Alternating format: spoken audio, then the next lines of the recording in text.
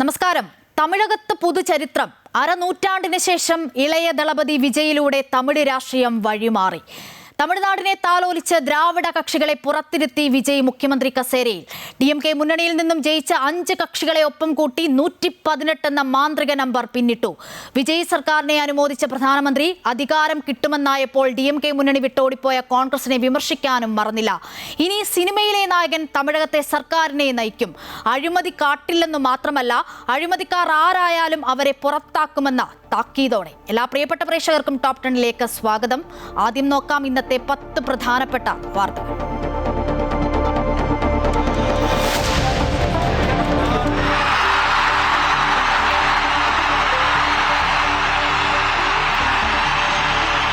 சட்டப்படி அமைக்கப்பெற்ற இந்திய அரசியல் அமைப்பின்பால்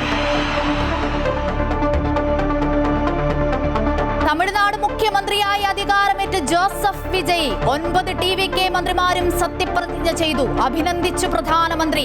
നന്ദി പറഞ്ഞു വിജയ്. ഖജനാവ് കാലിയെന്നും ധവളപത്രം പുറത്തിറക്കിയ ശേഷം പ്രവർത്തനമെന്നും വിജയ്.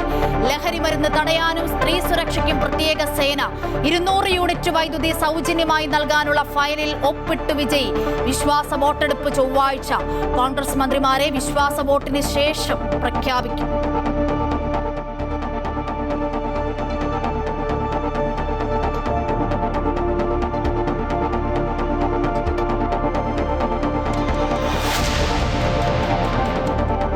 തമിഴ്നാട്ടിൽ യുവതുർക്കികൾ ഇനി നേർക്കുനേർ. DMKയുടെ നിയമസഭാ കക്ഷി നേതാവായി തിരഞ്ഞെടുത്ത ഉദയനിധി സ്റ്റാലിൻ പ്രതിപക്ഷ നേതാവ്. പെരമ്പൂർ മണ്ഡലം നിലനിർത്തി തിരുച്ചി ഈസ്റ്റ് ഒഴിഞ്ഞു വിജയ്. തിരുച്ചി സീറ്റ് ഘടകകക്ഷികൾക്കോ സുഹൃത്ത് തൃശയ്ക്കോ നൽകിയേക്കും. സത്യപ്രതിജ്ഞയ്ക്ക് തമിഴ് തായ്വാട്ട് അവഗണിച്ച് വന്ദേമാതരം ആദ്യം ചൊല്ലിയെന്ന വിമർശനവുമായി DMKയും CPIയും.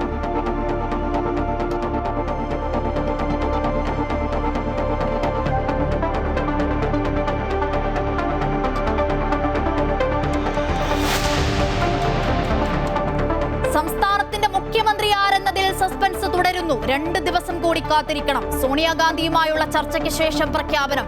മെറിറ്റ് അടക്കം പരിഗണിച്ചു തീരുമാനം. ഘടകകക്ഷികളുടെ അഭിപ്രായം വീണ്ടും ആരായും. ഖർഗെ കർണാടകയിലേക്ക് മടങ്ങി. ഡൽഹിയിൽ നടന്നത് സമാധാനവും സംതൃപ്തിയുമുള്ള ചർച്ചയെന്ന് സണ്ണി ജോസഫ്.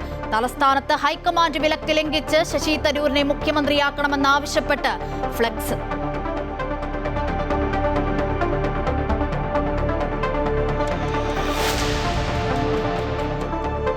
CPM PB യോഗം ഡൽഹിയിൽ തുടരുന്നു. പ്രതിപക്ഷ നേതാവിനെ നിശ്ചയിക്കുന്നതിൽ PBയുടെ ഇടപെടൽ ഉണ്ടാകുമെന്ന് സൂചന നൽകി MA ബേബി. സംസ്ഥാന സെക്രട്ടേറിയറ്റിൽ പിണറായിക്ക് മുൻതൂക്കം. പാർട്ടിയിൽ ഒരു മാറ്റം വേണമെന്ന നിലപാടിൽ കേന്ദ്ര നേതാക്കൾ. പ്രതിപക്ഷ ഉപസ്ഥാനം വേണമെന്ന നിലപാടിൽ CPI. പാലക്കാട് CPMൽ കൂട്ടരാജി. ജില്ലാ നേതൃത്വത്തെ വിമർശിച്ച ഏരിയ കമ്മിറ്റി അംഗത്തെ തരം താഴ്ത്തിയതിൽ പ്രതിഷേധിച്ച് 21 പേർ. പാർട്ടി അംഗത്വം ഒഴിഞ്ഞു.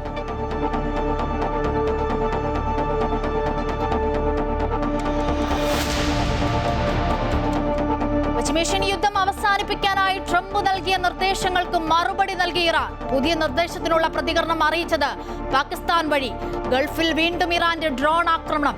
ഇറാനുമായുള്ള യുദ്ധം അവസാനിച്ചിട്ടില്ലെന്ന് ഇസ്രായേൽ. വെടിനിർത്തൽ കരാറുകൾ നിലനിൽക്കെ ലബനനിൽ വ്യോമാക്രമണം ശക്തമാക്കി ഇസ്രായേൽ.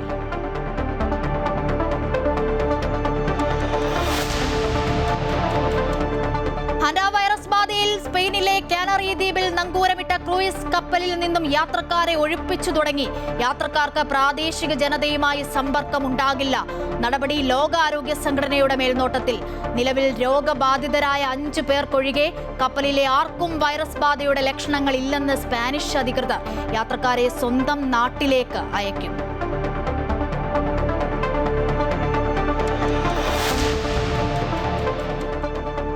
കേരള തീരത്തിന് മുകളിൽ ചക്രവാത ചുഴി. 7 ജില്ലകളിൽ യെല്ലോ അലർട്ട്. അടുത്ത 5 ദിവസം കേരളത്തിലും മാഹിയിലും ഇടിമിന്നലോടുകൂടിയ മഴയ്ക്ക് സാധ്യതയെന്ന് മുന്നറിയിപ്പ്. 50 കിലോമീറ്റർ വരെ വേഗതയിൽ കാറ്റ് വീശിയേക്കും. കോതമംഗലത്ത് 3 വിദ്യാർത്ഥികൾ പുഴയിൽ മുങ്ങി മരിച്ചു. അപകടത്തിൽപ്പെട്ടത് വടാട്ടുപാറ പലവൻപടി പുഴയിൽ ഇറങ്ങിയ മാർ ബസലിയോസ് ദന്തൽ കോളേജിലെ വിദ്യാർത്ഥികൾ.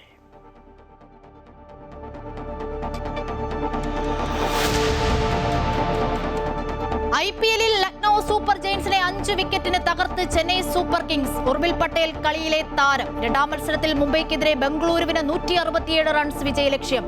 ISL-ൽ മുഹമ്മദൻസിനെതിരെ കേരള ബ്ലാസ്റ്റേഴ്സിന് ജയം. Spanish La ലിഗയിൽ Real Madrid Barcelona പോരാട്ടം ഇന്ന് രാത്രി 12:30.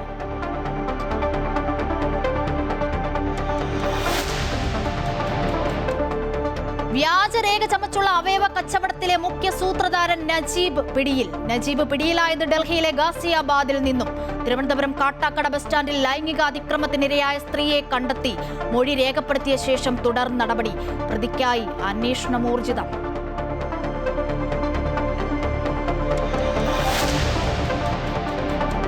Story of the day. Tamil മന്നനെ കാണാൻ താനൂർ ഫാൻസ്. സിനിമയും രാഷ്ട്രീയവും ഒന്നിക്കുന്ന തെന്നിന്ത്യൻ തന്ത്രം. തമിഴ്നാടിന്റെ ഇളയ ദളപതി സി ജോസഫ് വിജയ് ഇനി മുഖ്യമന്ത്രി കസേരയിൽ. DVK അധ്യക്ഷൻ വിജയ് മുഖ്യമന്ത്രിയായി സത്യപ്രതിജ്ഞ ചെയ്തതോടെ തമിഴ്നാട്ടിൽ പുതുയുഗം പിറന്നു. തമിഴ് സിനിമാ സ്റ്റൈലായിരുന്നു വിജയുടെ പ്രസംഗം.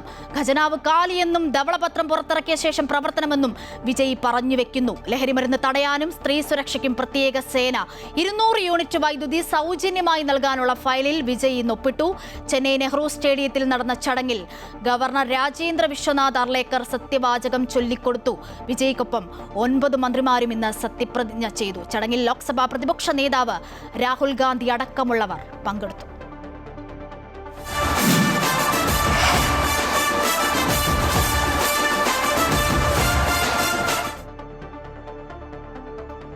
സിനിമാ സ്റ്റൈലിൽ പ്രവർത്തകരെ ആവേശ കൊടുമുടിയിലാക്കിക്കൊണ്ടായിരുന്നു തമിഴ്നാട് മുഖ്യമന്ത്രിയായി വിജയുടെ സത്യപ്രതിജ്ഞ. സി ജോസഫ് വിജയ് എന്ന് തുടങ്ങിയ വിജയ് പേപ്പറിൽ നോക്കാതെയാണ് സത്യപ്രതിജ്ഞ ചൊല്ലിയത്. രണ്ടാമത്തെ ഭാഗം മാത്രമാണ് വിജയ് പേപ്പർ നോക്കി വായിച്ചത്. തമിഴ്നാട് ചരിത്രത്തിന്റെ ഭാഗമായി മാറിയ ചടങ്ങിൽ ഗവർണർ രാജേന്ദ്ര വിശ്വനാഥ് അർലേക്കർ സത്യവാചകം ചൊല്ലിക്കൊടുത്തു. സി ജോസഫ് വിജയ് എന്നും ഞാൻ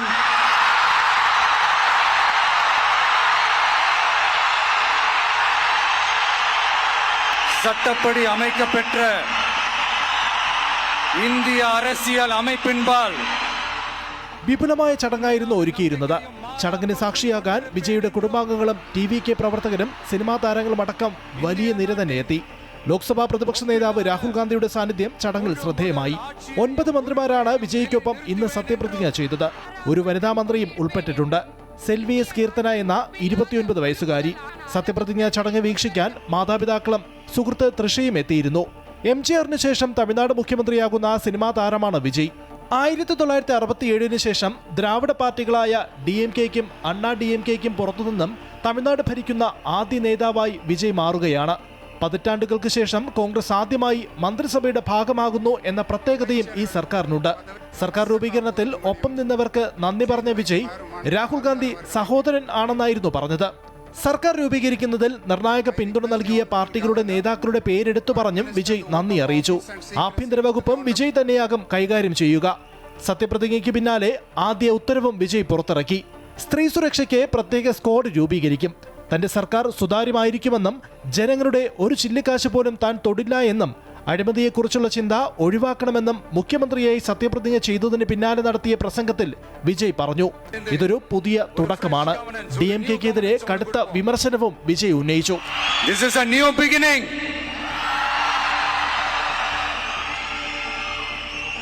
A new era of a real secular social justice starts now. വെള്ളിത്തിരയിൽ മിന്നിത്തിളങ്ങിയ ഇളയ ദളപതിക്ക് ഇനി രാഷ്ട്രീയത്തിൽ പുതിയ innings. News desk Amrita news.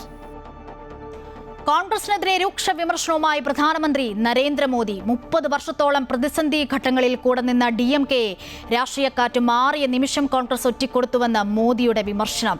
അധികാര കൊതിയന്മാരായ കോൺഗ്രസ് കിട്ടിയ ആദ്യ അവസരത്തിൽ തന്നെ DMKയെ പിന്നിൽ നിന്നും കുത്തിയെന്നും രാഷ്ട്രീയമായി നിലനിൽക്കാൻ മറ്റൊരു പാർട്ടിയെ കൂടി കോൺഗ്രസിന് ആവശ്യമായി വന്നിരിക്കുകയാണെന്നും മോദി വിമർശിച്ചു. अभी तमिलनाडु में ही देखिए 25-30 साल से कांग्रेस का DMK के साथ घनिष्ठ संबंध था. DMK के साथ गठबंधन ने कितनी ही बार कांग्रेस को संकटों से बाहर निकाला. തമിഴ് മണ്ണിനെന്നും വീരനായകരെ നെഞ്ചിലേറ്റിയ ചരിത്രമേയുള്ളൂ. MGRും ജയലളിതയും നടത്തിയ മാസ് എൻട്രി ദശാബ്ദങ്ങൾക്കിപ്പുറം മറ്റൊരു താരത്തിലൂടെ തമിഴ്നാട് വീണ്ടും കാണുകയാണ്. വെള്ളിത്തിരയിലെ ഇളയ ദളപതിയിൽ നിന്നും തമിഴ്നാടിന്റെ ജനനായകനിലേക്കുള്ള ചന്ദ്രശേഖരൻ ജോസഫ് വിജയുടെ പരിണാമം കേവലം ഒരു രാഷ്ട്രീയമല്ല, മാറ്റമല്ല, മറിച്ച് ദക്ഷിണേന്ത്യൻ രാഷ്ട്രീയത്തിലെ തന്നെ വലിയൊരു ചലനമാണ്. തിരക്കഥകളെ വെല്ലുന്ന ട്വിസ്റ്റുകൾ, ഭരണകൂടത്തിന്റെ പരീക്ഷണങ്ങൾ, ഒടുവിൽ ജനവിധിയിൽ വിരിഞ്ഞ ആ വിസിൽ മുഴക്കം. സിനിമയിലെ നായകനേക്കാൾ കരുത്തോടെയാണ് വിജയ് രാഷ്ട്രീയ കളരിയിൽ വിജയം തൊട്ടത്. இந்த விஜய் களத்துக்கு வர்றது ஒன்றும் புதுசில்ல கண்ணா. ചന്ദ്രശേഖരൻ ജോസഫ് വിജയ് കന്നി അംഗത്തിലൂടെ തന്നെ സംസ്ഥാനത്തെ രാഷ്ട്രീയ സമവാക്യങ്ങൾ തിരുത്തിയെഴുതിയ ഇളയ ദളപതി. തമിഴ്നാട് മുഖ്യമന്ത്രി പദവിയിലെത്താൻ തിരക്കഥകളെ വെല്ലുന്ന ട്വിസ്റ്റുകൾ അതിജീവിക്കേണ്ടി വരുമെന്ന് വിജയ് ഒരിക്കലും കരുതി കാണില്ല. വെള്ളിത്തിരയിലെ രക്ഷകൻ തങ്ങളുടെ യഥാർത്ഥ ജീവിതത്തിലും രക്ഷകനായി എത്തുമെന്ന വിശ്വാസം തമിഴ്നാട്ടിലെ ജനങ്ങളുടെ മനസ്സിൽ ഉറച്ചതാണ് വിജയുടെയും TVKയുടെയും വിജയത്തിന് വഴിയൊരുക്കിയത്. MGRനെയും ജയലളിതയും പോലെ സൂപ്പർ താരങ്ങൾ ജനനായകരായ മണ്ണിലേക്ക് തന്നെയാണ് തന്റെ മുൻഗാമികളെ പോലും വെല്ലുന്ന രീതിയിൽ വിജയ് എത്തുന്നത്. ഒരു സുപ്രഭാതത്തിൽ രാഷ്ട്രീയത്തിൽ പൊട്ടിമുളച്ചതല്ല വിജയ്. വർഷങ്ങളായുള്ള കൃത്യമായ ആസൂത്രണം അതിന് പിന്നിലുണ്ട്. വിജയ് മക്കൾ ഇയക്കം എന്ന ആരാധക സംഘടനയിലെ ആ വലിയ ആൾക്കൂട്ടം ഭാവിയിൽ വോട്ടായി മാറുമെന്ന് ദീർഘവീക്ഷണം ഒടുവിൽ യാഥാർത്ഥ്യമായി മാറി. ആരാധക സംഘടന 2024 ഫെബ്രുവരി 2 TVK എന്ന പാർട്ടിയായി ഉദയം ചെയ്തപ്പോൾ പലരും പരിഹസിച്ചു. എന്നാൽ ഇന്ന് അതേ വിജയ് തമിഴ്നാടിന്റെ ദളപതിയായി മാറി. സിനിമയെ വെല്ലുന്ന രീതിയിലായിരുന്നു കഴിഞ്ഞ ദിവസങ്ങളിൽ തമിഴ്നാട്ടിൽ കണ്ട രാഷ്ട്രീയ നീക്കങ്ങൾ. രാഷ്ട്രീയ പാർട്ടികളുടെ പിൻവാങ്ങലും കുതികാൽ വെട്ടലും ഭരണഘടനയുടെ കാവലാളായ ഗവർണറിൽ നിന്നും തുടങ്ങിയ പരീക്ഷണങ്ങളും വലിയ ചർച്ചകൾക്ക് വഴിയൊരുക്കി. സിനിമയിൽ മെയ്വഴക്കവും പരിചയസമ്പത്തും ഏറെയുണ്ടെങ്കിലും രാഷ്ട്രീയത്തിൽ വിജയ്ക്ക് ഇതൊക്കെ പുതിയ അനുഭവങ്ങൾ. എന്നാൽ അതിനെയൊക്കെ അതിജീവിച്ച് സിനിമയിലെ വീരനായകന്റെ വിജയം പോലെ വിജയ് രാഷ്ട്രീയത്തിലും ജനനായകനായി. 90കളുടെ അവസാനം വരെ റൊമാന്റിക് ഹീറോ പരിവേഷമായിരുന്നു വിജയ്ക്ക്. തുടർന്ന് പോരാട്ട വീര്യമുള്ള കഥാപാത്രങ്ങളിലേക്ക് ശ്രദ്ധയൂന്നി.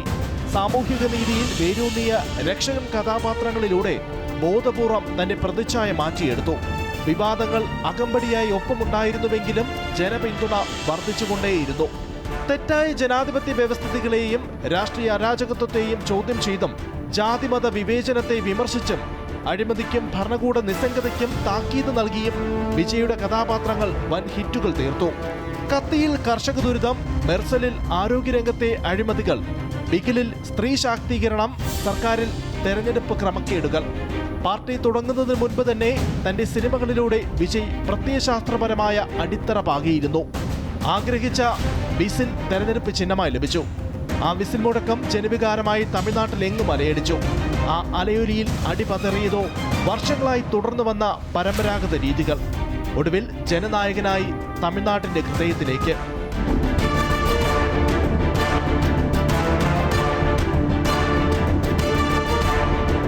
News desk, Amrita news.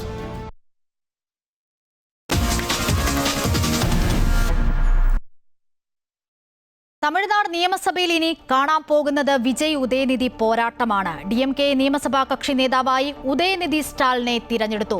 അതിനിടെ സത്യപ്രതിജ്ഞാവേദിയിൽ തമിഴ് തായ്വാഴ്ത്തിനു മുൻപ് വന്ദേ മാതരം ആലപിച്ചതിൽ കടുത്ത വിമർശനവുമായി DMK രംഗത്തെത്തി. തമിഴ് തായ്വാഴ്ത്ത് അവസാനം പാടിയത് അനുചിതമെന്നും ഇനി ആദ്യം ആലപിക്കുമെന്നും TVK മന്ത്രി ആദവ അർജുന ഇതിനോടകം തന്നെ പ്രതികരിച്ചു. വിജയ് മുഖ്യമന്ത്രിയായി സത്യപ്രതിജ്ഞ ചെയ്തതിന് തൊട്ടു പിന്നാലെയാണ് DMK പ്രതിപക്ഷ നേതാവിനെ പ്രഖ്യാപിച്ചത്. ചെന്നൈയിലെ അണ്ണാ അറിവാലയത്തിൽ കലഞ്ചർ അരങ്ങിൽ പാർട്ടി അധ്യക്ഷൻ MK സ്റ്റാലിന്റെ അധ്യക്ഷതയിൽ ചേർന്ന MLA-മാരുടെ യോഗത്തിലാണ് പ്രതിപക്ഷ നേതാവിനെ തീരുമാനിച്ചത്. ചെപ്പോക്ക് നിയമസഭാ സീറ്റിൽ TVKയുടെ സെൽവത്തിനെ പരാജയപ്പെടുത്തിയാണ് ഉദയനിധി സ്റ്റാലിൻ ജയിച്ചു കയറിയത്. പ്രതിപക്ഷ നേതൃപദവി കരുണാനിധി കുടുംബത്തിൽ തന്നെ നിലനിർത്തിയതിലൂടെ പാർട്ടിക്കുള്ളിലെ അധികാരം ഊട്ടിയുറപ്പിക്കുകയാണ് സ്റ്റാലിൻ. മുതിർന്ന നേതാവ് KN നെഹ്റുവാണ് നിയമസഭാ കക്ഷി ഉപനേതാവ്. അതേസമയം സത്യപ്രതിജ്ഞ ചെയ്ത് അധികാരമേറ്റ ദിവസം തന്നെ വിജയ്ക്കെതിരെ വിമർശനമുയർന്നു. സത്യപ്രതിജ്ഞാവേദിയിൽ തമിഴ് തായ്വാഴ്ത്ത് അവഗണിച്ച് വന്ദേമാതരം ആലപിച്ചു എന്ന പേരിലായിരുന്നു വിമർശനം. DMKയും ഭരണപക്ഷത്തെ പിന്തുണയ്ക്കുന്ന CPIയും ഇതിനെതിരെ രംഗത്തെത്തി. വന്ദേമാതരത്തിലൂടെ വിജയ് BJPയെ പ്രീതിപ്പെടുത്താൻ ശ്രമിച്ചെന്നും തമിഴ് തായ്വാഴ്ത്ത് അവഗണിച്ചെന്നും DMK വിമർശിച്ചു. പ്രോട്ടോകോൾ മാറ്റത്തിന് കാരണം അറിയണമെന്നും തമിഴ് തായ്വാഴ്ത്ത് മൂന്നാമതായി പോയെന്നുമാണ് CPIയുടെ വിമർശനം. സംസ്ഥാനത്തിന്റെ പാരമ്പര്യം ഇതല്ലെന്നും നിയമസഭയിൽ MLA-മാരുടെ സത്യപ്രതിജ്ഞയ്ക്ക് തമിഴ് തായ്വാഴ്ത്ത് ആദ്യം ആലപിക്കണമെന്നും CPI വ്യക്തമാക്കി. ഇതിനു പിന്നാലെ DMK, TVK പ്രവർത്തകർ തമ്മിൽ സൈബർ പോരും ശക്തമായി. ബംഗാളിലെ സത്യപ്രതിജ്ഞയിൽ വന്ദേമാതരം ആലപിച്ചിരുന്നില്ലെന്ന് DMK പ്രവർത്തകർ ചൂണ്ടിക്കാട്ടുന്നു. സ്റ്റാലിൻ മുഖ്യമന്ത്രിയായിരിക്കെ രാജേന്ദ്ര വിശ്വനാഥ് ഹർലേക്കർ ഗവർണറായി ചുമതലയേറ്റെടുത്ത ചടങ്ങിൽ വന്ദേമാതരം ആലപിച്ചതായി TVK ചൂണ്ടിക്കാട്ടുന്നു. News desk Amrita TV. അസമിലേക്ക് പോയാൽ ഹിമന്ത ബിശ്വ ശർമ്മ തന്നെ മുഖ്യമന്ത്രിയായി തുടരും. സത്യപ്രതിജ്ഞ മെയ് 12-നാണ്. ഇന്ന് ഗുവാഹത്തിയിൽ ചേർന്ന BJP നിയമസഭാ കക്ഷി യോഗത്തിലാണ് ഹിമന്ത ബിശ്വ ശർമ്മയെ കക്ഷി നേതാവായി വീണ്ടും തിരഞ്ഞെടുത്തത്. തുടർന്ന് ലോക്ഭവനിലെത്തി ഗവർണറെ കണ്ട അദ്ദേഹം സർക്കാർ രൂപീകരണത്തിന് അവകാശവാദം ഉന്നയിച്ചു. മറ്റന്നാൾ നടക്കുന്ന സത്യപ്രതിജ്ഞാ ചടങ്ങിൽ പ്രധാനമന്ത്രി നരേന്ദ്രമോദി ഉൾപ്പെടെയുള്ള പ്രമുഖ നേതാക്കളും NDA ഭരിക്കുന്ന മുഴുവൻ സംസ്ഥാനങ്ങളിലെ മുഖ്യമന്ത്രിമാരും പങ്കെടുക്കും. 126 അംഗ നിയമസഭയിൽ 102 സീറ്റുകൾ നേടിയിരുന്നു BJP സഖ്യം അസമിൽ 3-ാം തവണയും ഭരണം പിടിച്ചെടുത്തത്.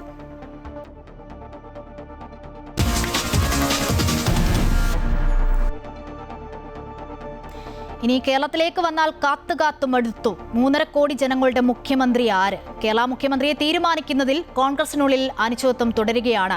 ഘടകകക്ഷികളുടെ അഭിപ്രായം വീണ്ടും തേടിയേക്കും. KC വേണുഗോപാലിനെ മുഖ്യമന്ത്രിയാക്കിയാൽ കടുത്ത നിലപാട് സ്വീകരിക്കുമെന്ന് VD സതീശൻ വ്യക്തമാക്കിയതോടെയാണ് കേരളത്തിൽ നിന്നുമുള്ള നേതാക്കളുടെ യോഗം തീരുമാനമാകാതെ പിരിഞ്ഞത്. ഇനി ചർച്ചയുണ്ടാകില്ലെന്നും രാഹുൽ ഗാന്ധിയും മല്ലികാർജ്ജുൻ ഖർഗെയും ചേർന്ന് മുഖ്യമന്ത്രിയെ പ്രഖ്യാപിക്കുമെന്നുമാണ് നേതാക്കൾ പറയുന്നത്.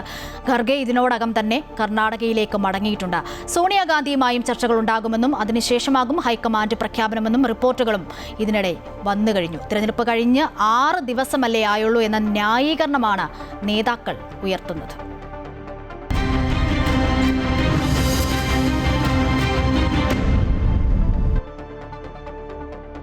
തിരഞ്ഞെടുപ്പ് ഫലം പുറത്തുവന്ന് 6 ദിവസമാകുമ്പോഴും കേരളത്തിൽ മുഖ്യമന്ത്രിയെ തീരുമാനിക്കുന്നതിൽ കോൺഗ്രസിനുള്ളിൽ ആശയക്കുഴപ്പം തുടരുകയാണ്. സോണിയാഗാന്ധിയുടെ കൂടി അഭിപ്രായം പരിശോധിച്ച് രാഹുൽ ഗാന്ധിയും മല്ലികാർജ്ജുന ഖാർഗെയും ചേർന്നാകും ഇനി മുഖ്യമന്ത്രിയെ പ്രഖ്യാപിക്കുക. കേന്ദ്ര നിരീക്ഷകർ വീണ്ടും ഘടകകക്ഷികളുമായി ആശയവിനിമയം നടത്താനും സാധ്യതയുണ്ട്. KPCC പ്രസിഡന്റ് സണ്ണി ജോസഫ് ഉൾപ്പെടെ കേരളത്തിലെ നേതാക്കളുമായി നടത്തിയ കൂടിക്കാഴ്ചയിൽ MLA-മാരുടെ പിന്തുണ പ്രകാരം KC വേണുഗോപാൽ മുഖ്യമന്ത്രിയാകട്ടെ എന്ന ചർച്ച നടന്നെങ്കിലും കടുത്ത അതൃപ്തിയാണ് VD സതീശൻ അറിയിച്ചത്. VD സതീശനും രമേശ് ചെന്നിത്തലയ്ക്കും പറയാനുള്ളത് നേതാക്കൾ കേട്ടു. MLA-മാരുടെ പിന്തുണയ്ക്ക് പ്രഥമ പരിഗണന നൽകണമെന്നാണ് KC വേണുഗോപാൽ ശക്തമായി ആവശ്യപ്പെട്ടത്. MP-മാരുടെയും പിന്തുണ KC വേണുഗോപാലിനാണെന്ന് നിരീക്ഷകർ ഹൈക്കമാൻഡിനെ അറിയിച്ചു. ഇതോടെയാണ് മുഖ്യമന്ത്രി പ്രഖ്യാപനം നടത്താനാകാതെ യോഗം പിരിഞ്ഞത്. തീരുമാനം പൂർണ്ണമായും രാഹുൽ ഗാന്ധിക്കും മല്ലികാർജ്ജുന ഖാർഗെയ്ക്കും വിട്ടു. VD സതീശന് വേണ്ടി നടന്ന പ്രകടനങ്ങൾ അച്ചടക്ക ലംഘനമാണെന്ന് ഹൈക്കമാൻഡ് വിലയിരുത്തിയതോടെ ചേരിതിരിഞ്ഞുള്ള പ്രകടനങ്ങൾ ഒഴിവാക്കാനും നേതാക്കൾ ആവശ്യപ്പെട്ടിരുന്നു. അമൃത ന്യൂസ്, ന്യൂഡൽഹി. വിശദാംശങ്ങളുമായി രജിത്ത് ചേരുന്നുണ്ട് തിരുവനന്തപുരത്തു നിന്നും. രജിത്ത്, മുഖ്യമന്ത്രി ആര് എന്നതിൽ സസ്പെൻസ് തുടരുകയാണ്. KC, VD, ചെന്നിത്തല ആര്? മുസ്ലിം ലീഗിന്റെ നിലപാട് ഇതിനോടകം തന്നെ നിർണായകമായിട്ടുണ്ട് എന്നുള്ളതാണ്. ഇന്നലത്തെ ചർച്ചയ്ക്ക് ശേഷം ഫ്ലെക്സ് യുദ്ധത്തിനൊരു ശമനമുണ്ടായി എന്ന് തോന്നുന്നു. ആരുടെ പേരിലാണോ ഫ്ലെക്സ് ഉയരുന്നത് അവരെ അയോഗ്യരാക്കുമെന്നാണ് ഹൈക്കമാൻഡിന്റെ ഒരു മുന്നറിയിപ്പ്. രജിത്ത്. തീർച്ചയായും ഇന്നലെ ഒരു ദിവസം ഇപ്പോൾ ഡൽഹിയിൽ ചർച്ച നടന്നിട്ട് ഇപ്പോൾ ഒരു ദിവസം പിന്നിടുന്നു. വളരെ ശാന്തമായി തന്നെ ആദ്യ ദിവസം മുന്നോട്ട് പോയി എന്നത് തന്നെയാണ് ഏറ്റവും പ്രധാനം. ഇന്നലെ തന്നെ ഫ്ലെക്സുകൾ നീക്കം ചെയ്തിരുന്നു. ഒപ്പം തന്നെ പ്രകടനങ്ങൾ എല്ലാം തന്നെ നിർത്തിവെച്ചുകൊണ്ട്, അതായത് നേതാക്കളൊക്കെയും തന്നെ അത്തരത്തിലുള്ളൊരു ആവശ്യം അണികളോട് ആവശ്യപ്പെട്ടപ്പോൾ തന്നെ അവയെല്ലാം നടന്നിരിക്കുകയാണ്. ഇനി കാത്തിരിക്കുകയാണ് അവർ. വലിയ പ്രതീക്ഷയോട് കൂടി തന്നെയാണ് അണികൾ ഉൾപ്പെടെയുള്ളവർ കാത്തിരിക്കുന്നത്. 3 ഗ്രൂപ്പുകളിലെയും അണികൾ വലിയ പ്രതീക്ഷയിൽ തന്നെയാണ് മുന്നോട്ട് പോകുന്നത്. അതേ സമയത്ത് തന്നെയാണ് ഇന്ന് മറ്റൊരു ഫ്ലെക്സ് തിരുവനന്തപുരത്ത് ഉയരുകയും ചെയ്തിരുന്നു. അത് ശശി തരൂരിനെ മുഖ്യമന്ത്രിയാക്കണം എന്ന് പറഞ്ഞുകൊണ്ടാണ് സെക്രട്ടേറിയറ്റ് അവിടെ ഒരു ഫ്ലെക്സ് പുതിയതായി വരിക കൂടി ചെയ്തത്. അത് മറ്റ് KC വിഭാഗമോ അല്ലെങ്കിൽ നേരത്തെ സൂചിപ്പിച്ചതുപോലെയുള്ള VD വിഭാഗം അവരാരും വെച്ചിട്ടുള്ള ഫ്ലെക്സുകളാണ്. അവരുടെ എല്ലാം ഫ്ലെക്സുകൾ അവിടെ നിന്ന് പോയപ്പോഴാണ് ഇപ്പോൾ പുതിയൊരു ഫ്ലെക്സ് കൂടി വന്നിരിക്കുന്നത്. എന്ത് തന്നെയായാലും വലിയൊരു വിജയം സംസ്ഥാനത്ത് UDF-ന് ജനങ്ങൾ നൽകിയപ്പോൾ ആ വിജയത്തിൻ്റെ പ്രഭ കെടുത്തുന്ന തരത്തിലുള്ള കാര്യങ്ങൾ കാര്യങ്ങളാണ് പിന്നീട് അങ്ങോട്ട് നടന്നു വന്നത് എന്നതാണ്. ആ വിജയം വേണ്ട രീതിയിൽ ആഘോഷിക്കാൻ പോലും മുന്നണിക്ക് കഴിയാത്തൊരു സാഹചര്യം ഇപ്പോൾ നിലനിൽക്കുന്നു എന്നതാണ്. അതുകൊണ്ട് തന്നെ ഇപ്പോൾ 6 ദിവസം പിന്നിട്ടിട്ടും മുഖ്യമന്ത്രി ആര് എന്ന കാര്യത്തിൽ എത്താൻ കഴിഞ്ഞിട്ടില്ല. നേരത്തെ തന്നെ നേതാക്കളോടൊക്കെ ചോദിക്കുമ്പോൾ ഏതാനും മണിക്കൂറുകൾക്കുള്ളിൽ തന്നെ, ഫലം അറിഞ്ഞ് ഏതാനും മണിക്കൂറുകൾക്കുള്ളിൽ തന്നെ ആരായിരിക്കും മുഖ്യമന്ത്രി എന്ന് എത്താൻ കഴിയുമെന്ന് അവർ വലിയ കാര്യങ്ങളൊക്കെ പറയുകയും ചെയ്തിരുന്നുവെങ്കിലും അതിലേക്കൊന്നും എത്താത്തൊരു സാഹചര്യമാണ് ഇപ്പോൾ ഉള്ളത്. 6 ദിവസം പിന്നിട്ട് പോയിരിക്കുന്നു എന്നതാണ്. എന്തുതന്നെയായാലും വലിയ പ്രതീക്ഷയിലാണ്. ഇനി ആരെയായിരിക്കും ഹൈക്കമാൻഡ് തെരഞ്ഞെടുക്കുക എന്നതാണ്. തെരഞ്ഞെടുത്തു കഴിഞ്ഞാൽ തന്നെ ഈ പറയുന്ന ഗ്രൂപ്പിലെ അണികൾ അവരുടെ ഒരു പ്രതികരണം ഏത് തരത്തിലായിരിക്കുമെന്നതാണ് ഇനി കാണാനുള്ളത്. ശരി, അതുതന്നെയാണ്. KCVD ചെന്നിത്തല ഒരു പേരിലേക്കും ഇതുവരെ ഹൈക്കമാൻഡിന് എത്തിച്ചേരാൻ കഴിഞ്ഞില്ല എന്നതാണ് വിവരങ്ങളാണ് രജിത്ത് നൽകിയത്. അതേസമയം ഡൽഹിയിൽ നടന്നത് സമാധാനവും സംതൃപ്തിയുമുള്ള ചർച്ചയെന്ന് KPCC അധ്യക്ഷൻ സണ്ണി ജോസഫ്. നല്ല ചർച്ചകളും തീരുമാനവും ഉണ്ടാകും. മുഖ്യമന്ത്രി ഉടൻ പ്രഖ്യാപിക്കും.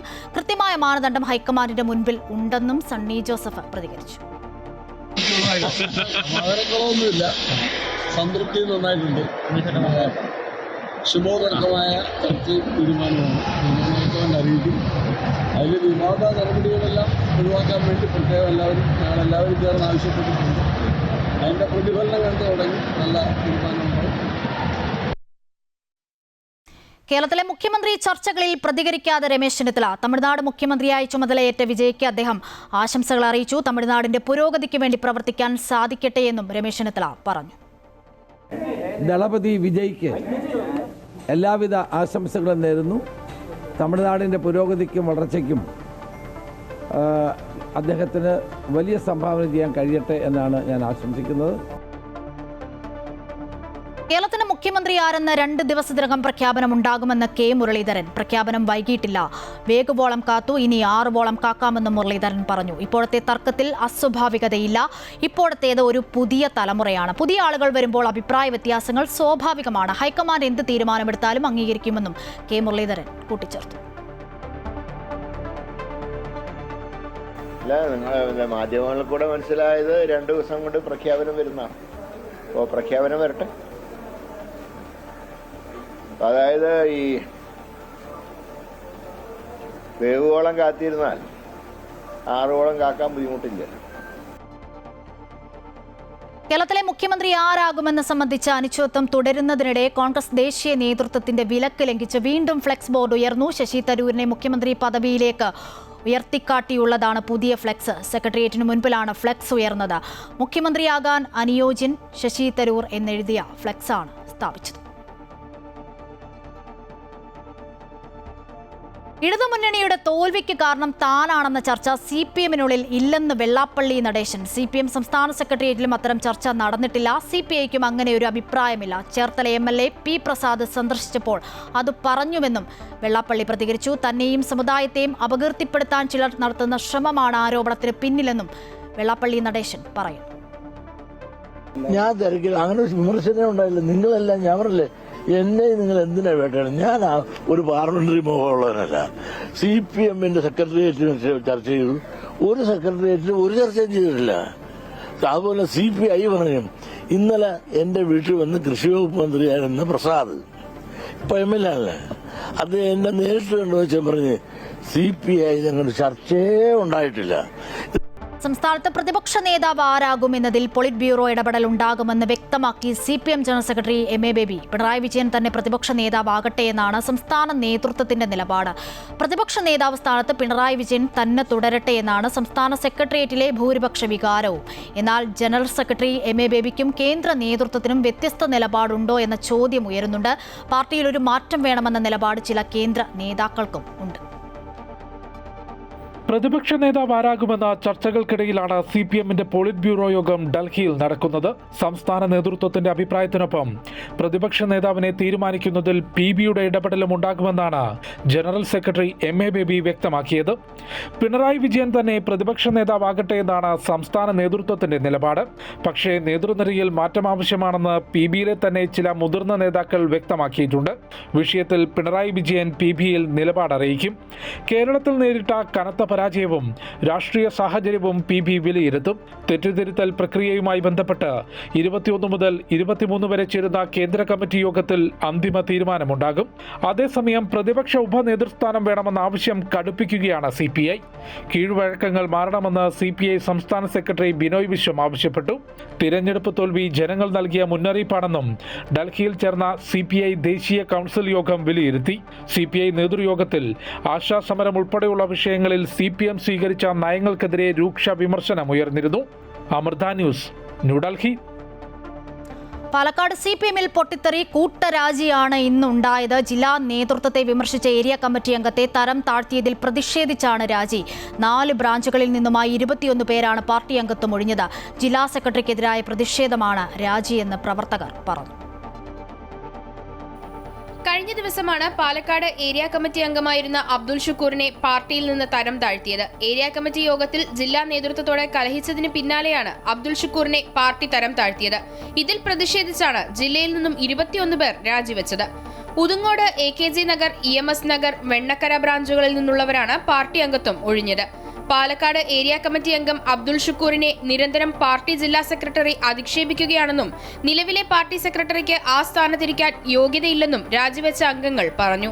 ഞങ്ങൾ പാർട്ടി ജില്ലാ സെക്രട്ടറി EN സുരേഷ് ബാബുവിൻ്റെ കഴിഞ്ഞ 1.5 വർഷമായി പാർട്ടിയുടെ ഏരിയ കമ്മിറ്റി അംഗം അബ്ദുൾ ഷുക്കൂറിനെതിരെയുള്ള നിരന്തരമായ അധിക്ഷേപത്തിനും വർഗീയ മനോഭാവത്തിനും ധിക്കാരപരമായ നടപടിക്കുമെതിരെ വെണ്ണക്കരയിലെ party EMS Nagar branch, AKG Nagar branch, Othungode branch, Vennakkara ബ്രാഞ്ചിലെ 24 പാർട്ടി അംഗങ്ങൾ പാർട്ടിയിൽ നിന്ന് ഒഴിവാകാൻ വേണ്ടി വന്ന് ഇങ്ങനെയുള്ള ഒരു പാർട്ടി ജില്ലാ സെക്രട്ടറിയെ മാറ്റുന്നതുവരെ ഞങ്ങൾ പാർട്ടിയിലുണ്ടാവില്ല. പാർട്ടിയുമായി ഇടഞ്ഞു നിന്ന അബ്ദുൾ ഷുക്കൂറിനെ ഉപതെരഞ്ഞെടുപ്പ് സമയത്ത് നേതൃത്വം ഇടപെട്ട് തിരികെ കൊണ്ടുവരികയായിരുന്നു. ഇനി ഷുക്കൂറിനെതിരെ നടപടി ഉണ്ടാകില്ലെന്ന് CPM സംസ്ഥാന സെക്രട്ടറി ഉറപ്പു നൽകുകയും ചെയ്തിരുന്നു. ഇത് ലംഘിച്ചുകൊണ്ടാണ് പുതിയ നടപടിയെന്നും ആരോപണമുണ്ട്. അമൃത ന്യൂസ്, പാലക്കാട്. കോൺഗ്രസിന് പിന്നാലെ CPMലും ഫ്ലെക്സ് വിവാദം. മലപ്പുറത്ത് P ജയരാജന്റെ ഫ്ലെക്സ് ബോർഡ് ഉയർന്നു. വണ്ടൂർ വാണിയമ്പലം കർത്തേനിയിലാണ് PJ ആർമി എന്ന പേരിൽ ഫ്ലെക്സ് സ്ഥാപിച്ചത്. വാക്കുകളല്ല വർത്തമാനകാലം ആവശ്യപ്പെടുന്നത്, പ്രതിരോധത്തിന്റെ കരുത്താണ്. ആ കരുത്തുമായി PJ വരട്ടെ എന്നും ഫ്ലെക്സിൽ പറയുന്നു. തൃശൂർ വടനാപ്പള്ളിയിൽ KC അനുകൂല ഫ്ലെക്സ് വെച്ചത് CPM പ്രവർത്തകൻ. സേവ് കോൺഗ്രസിന്റെ പേരിലായിരുന്നു ഫ്ലെക്സ്. ഇന്നലെ രാത്രി ഫ്ലെക്സ് വയ്ക്കുന്ന CCTV ദൃശ്യങ്ങൾ പുറത്തുവന്നു. അരവശ്ശേരി മുഹമ്മദാണ് ദൃശ്യം പുറത്തുവന്നതോടെ വെട്ടിലായത്. മുഹമ്മദിന്റെ ഭാര്യ ലോക്കൽ കമ്മിറ്റി അംഗമാണ്.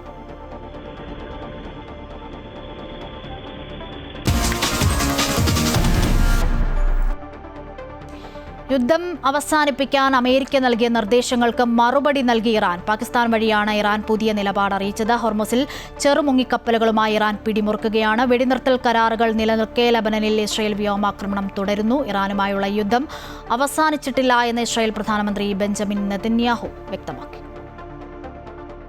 ഗൾഫ് മേഖലയിലും ഹോർമുസ് കടലിടുക്കിലും സമാധാനവും സുരക്ഷയും ഉറപ്പാക്കുന്നതിന് ഊന്നൽ നൽകുന്ന നിർദ്ദേശങ്ങളാണ് ഇറാൻ അമേരിക്കയ്ക്ക് നൽകിയിരിക്കുന്നത്. സമാധാന ചർച്ചകൾക്ക് നേതൃത്വം നൽകുന്ന പാകിസ്ഥാൻ വഴിയാണ് ഇറാൻ പുതിയ നിർദ്ദേശങ്ങൾ കൈമാറിയത്. യുദ്ധം അവസാനിപ്പിക്കൽ, പൂർണ്ണ ഉടമ്പടി, യുദ്ധം വീണ്ടും നടക്കില്ലെന്ന് ഉറപ്പുവരുത്തുക തുടങ്ങിയ കാര്യങ്ങളാണ് നിർദ്ദേശങ്ങളിൽ ഉള്ളതെന്നാണ് റിപ്പോർട്ടുകൾ. ഹോർമുസ് കടലിടുക്ക് നിയന്ത്രിക്കാൻ തങ്ങൾക്ക് പൂർണ്ണ അവകാശമുണ്ടെന്ന നിലപാടിൽ തന്നെയാണ് ഇറാൻ. അതിനിടെ ഗൾഫ് രാജ്യങ്ങളിലേക്ക് ഡ്രോൺ ആക്രമണമുണ്ടായി. കുവൈറ്റ്, ഖത്തർ, UAE എന്നിവിടങ്ങളിലേക്കാണ് ഇറാനിൽ നിന്നും ഡ്രോൺ ആക്രമണം ഉണ്ടായത്. കുവൈറ്റിലേക്ക് നിരവധി തവണ ഡ്രോൺ ആക്രമണ ശ്രമങ്ങളുണ്ടായി. ആക്രമണത്തിൽ ഖത്തർ തീരത്ത് ചരക്ക് കപ്പലിന് തീപിടിച്ചു. 2 ഡ്രോൺ ആക്രമണ ശ്രമങ്ങൾ തടഞ്ഞെന്ന് UAEയും വ്യക്തമാക്കി. ആക്രമണത്തിൽ ആർക്കും പരിക്കില്ലെന്ന് ഖത്തർ, UAE, കുവൈറ്റ് പ്രതിരോധ മന്ത്രാലയങ്ങൾ അറിയിച്ചു. ലബനനിലും ഇസ്രായേലും വ്യോമാക്രമണം തുടരുകയാണ്. തെക്കൻ ലബനനിൽ കഴിഞ്ഞ ദിവസമുണ്ടായ ആക്രമണങ്ങളിൽ മരണം 24ആയി. അതിനിടെ അമേരിക്ക ആക്രമിച്ചാൽ ശക്തമായി തിരിച്ചടിക്കാൻ ഇറാൻ സേനയ്ക്ക് പരമോന്നത ആത്മീയ നേതാവ് അനുമതി നൽകി. ഇറാൻ സൈനിക കമാൻഡർ അലി അബ്ദുല്ലാഹിയുടെ നേതൃത്വത്തിലുള്ള സംഘം മുജ്തബ ഖമനിയുമായി കൂടിക്കാഴ്ച നടത്തിയതിന് പിന്നാലെയാണ് അനുമതി നൽകിയത്.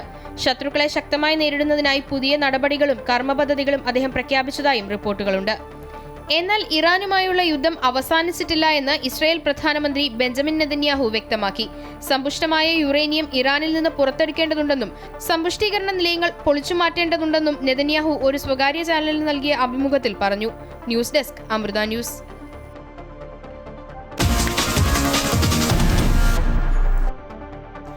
ഹാൻഡ വൈറസ് ബാധയെ തുടർന്ന് MV ഹോണ്ടിയസ് കപ്പലിൽ നിന്നുമുള്ള യാത്രക്കാരെ ഒഴിപ്പിക്കുന്ന നടപടികൾ ആരംഭിച്ചു. സ്പെയിനിലെ കാനറി ദ്വീപുകളിലൊന്നായ ടെനറൈഫിൽ കപ്പൽ എത്തിയതോടെയാണ് ലോകാരോഗ്യ സംഘടനയുടെയും വിവിധ രാജ്യങ്ങളുടെയും നേതൃത്വത്തിൽ ഒഴിപ്പിക്കൽ നടക്കുന്നത്.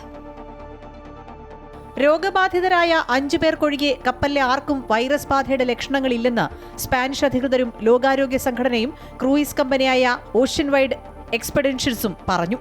സ്പെയിനിൽ നിന്നുള്ള 14 പൗരന്മാരാണ് ആദ്യം കപ്പലിൽ നിന്ന് പുറത്തിറങ്ങിയത്. ഇവരെ പ്രത്യേക ചാർട്ടേഡ് വിമാനത്തിൽ മാഡ്രിഡിലേക്ക് കൊണ്ടുപോയി. ഫ്രാൻസ് പൗരന്മാരെയാണ് രണ്ടാമതായി ഒഴിപ്പിക്കുന്നത്.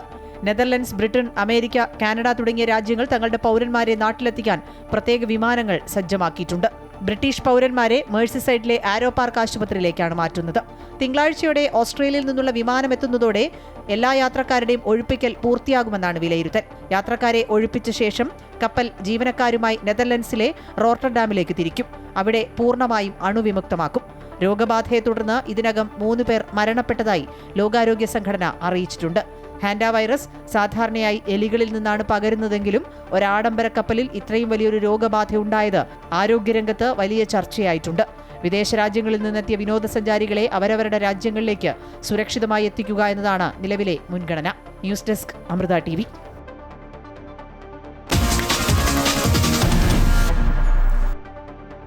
വേനൽ മഴയുടെ പശ്ചാത്തലത്തിൽ സംസ്ഥാനത്തെ 7 ജില്ലകളിൽ യെല്ലോ അലർട്ട് തുടരുന്നു. തിരുവനന്തപുരം, കൊല്ലം, പത്തനംതിട്ട, ഇടുക്കി, എറണാകുളം ജില്ലകളിലാണ് കാലാവസ്ഥാ നിരീക്ഷണ കേന്ദ്രം യെല്ലോ അലർട്ട് പ്രഖ്യാപിച്ചത്. കൊല്ലം, പത്തനംതിട്ട ജില്ലകളിൽ നാളെയും യെല്ലോ അലർട്ടാണ്. ഇവിടങ്ങളിൽ ഒറ്റപ്പെട്ട ഇടിമിന്നലോടുകൂടിയ ശക്തമായ മഴയ്ക്കാണ് സാധ്യത. ശ്രീലങ്കയ്ക്ക് മുകളിൽ രൂപപ്പെട്ട ചക്രവാത ചുഴി ന്യൂനമർദ്ദമായി തെക്കു പടിഞ്ഞാറൻ ബംഗാൾ ഉൾക്കടലിന് മുകളിലേക്ക് എത്തുന്നതാണ് മഴയ്ക്ക് കാരണമെന്നും കാലാവസ്ഥാ വിഭാഗം അറിയിച്ചു. കോതമംഗലത്ത് 3 വിദ്യാർത്ഥികൾ മുങ്ങിമരിച്ചു. വടാട്ടുപാറ പലവൻ പടിപ്പുഴയിൽ ഇറങ്ങിയ വിദ്യാർത്ഥികളാണ് മരിച്ചത്. കോതമംഗലം മാർ ബസലിയോസ് ദന്തൽ കോളേജിലെ വിദ്യാർത്ഥികളാണ് ഇവർ. 9 പേരടങ്ങുന്ന സംഘം കുളിക്കാനിറങ്ങിയപ്പോഴാണ് അപകടം ഉണ്ടായത്. തിരുവല്ല സ്വദേശി ബിയോൺ, തിരുവനന്തപുരം സ്വദേശി ഹരീഷ്, കോട്ടയം സ്വദേശി അതുൽ എന്നിവരാണ് പുഴയിൽ മുങ്ങിമരിച്ചത്. കോതമംഗലം മാർ ബസലിയോസ് ദന്തൽ കോളേജിലെ വിദ്യാർത്ഥികളായ ഇവർ അവധി ദിനം പുഴയിൽ കുളിക്കാനെത്തിയതായിരുന്നു. വിദ്യാർത്ഥികളിൽ ഒരാൾ ഒഴുക്കിൽപ്പെട്ടപ്പോൾ രക്ഷിക്കാൻ ശ്രമിക്കുന്നതിനിടെയാണ് മറ്റ് 2 പേർക്ക് കൂടി അപകടം സംഭവിച്ചത്. അപകടത്തിൽപ്പെട്ടവരെ നാട്ടുകാരും ഫയർഫോഴ്സും ചേർന്ന് കോതമംഗലത്തെ സ്വകാര്യ ആശുപത്രിയിൽ എത്തിച്ചു. ഒരാൾ വെള്ളത്തിലേക്ക് പോകുന്നത് കണ്ട് രക്ഷിക്കാനായിട്ട് 2 പേർ കയറി പിടിച്ചതാണ്. അങ്ങനെയാണ് 3 പേർ വെള്ളത്തിൽ പോയിട്ടുള്ളത്. നിരവധി അപകടങ്ങൾ ഉണ്ടാകുന്ന ഒരു മേഖലകളാണ്. പക്ഷേ ടൂറിസത്തിന് വലിയ സാധ്യതയുള്ള സ്ഥലം കൂടിയാണ്. അതുകൊണ്ട് നിരവധി ആളുകൾ ഇവിടെ സന്ദർശിക്കുന്നുണ്ട്. പക്ഷേ നിരവധി ബോർഡുകൾ വെച്ചിട്ടുണ്ടെങ്കിലും പുഴയിൽ പോകരുത്, അപകടമുണ്ട് എന്ന് കാണിച്ചുകൊണ്ട് നിരവധി ബോർഡുകൾ വെച്ചിട്ടുണ്ടെങ്കിലും പല ആളുകളും വന്ന് ടൂറിസ്റ്റുകളായിട്ട് വരുന്നവർ അത് ശ്രദ്ധിക്കാതെ വെള്ളത്തിൽ പോകുന്ന, അവിടെ വെള്ളത്തിൽ ഇറങ്ങുന്ന ഒരു സാഹചര്യം നിലവിലുണ്ട്. അപ്പോൾ തീർച്ചയായിട്ടും ഫോറസ്റ്റിൻ്റെ അധീനതയിലുള്ള മേഖലയാണ്. ഫോറസ്റ്റ് അധികാരികളുമായിട്ട് ബന്ധപ്പെട്ട് ഇതിനോടുള്ള കർശന നടപടികൾ, മറ്റേ വെള്ളത്തിൽ പോകാതിരിക്കാൻ തക്കവണ്ണമുള്ള നടപടികൾ സ്വീകരിക്കും. അതിനുവേണ്ടിയുള്ള കാര്യങ്ങൾ ബന്ധപ്പെട്ട് അധികാരികളുമായി ബന്ധപ്പെട്ട് പരിഹരിക്കുന്നതിന് നേതൃത്വം കൊടുക്കും. ഇടമലയാർ ഡാമിൽ നിന്ന് വൈദ്യുതോൽപാദനത്തിന് ശേഷം പുറത്തുവിടുന്ന വെള്ളമാണ് പുഴയിലേക്ക് എത്തുന്നത്. 20ഓളം പേർ ഇവിടെ നേരത്തെ അപകടത്തിൽപ്പെട്ടിട്ടുണ്ടെന്നും നാട്ടുകാർ പറഞ്ഞു. അപകട മുന്നറിയിപ്പ് ബോർഡുകൾ ശ്രദ്ധയിൽപ്പെടാതെ വിദ്യാർത്ഥികൾ പുഴയിലിറങ്ങിയതാകാം അപകട കാരണമെന്നാണ് പ്രാഥമിക നിഗമനം. അമൃത ന്യൂസ്, കൊച്ചി.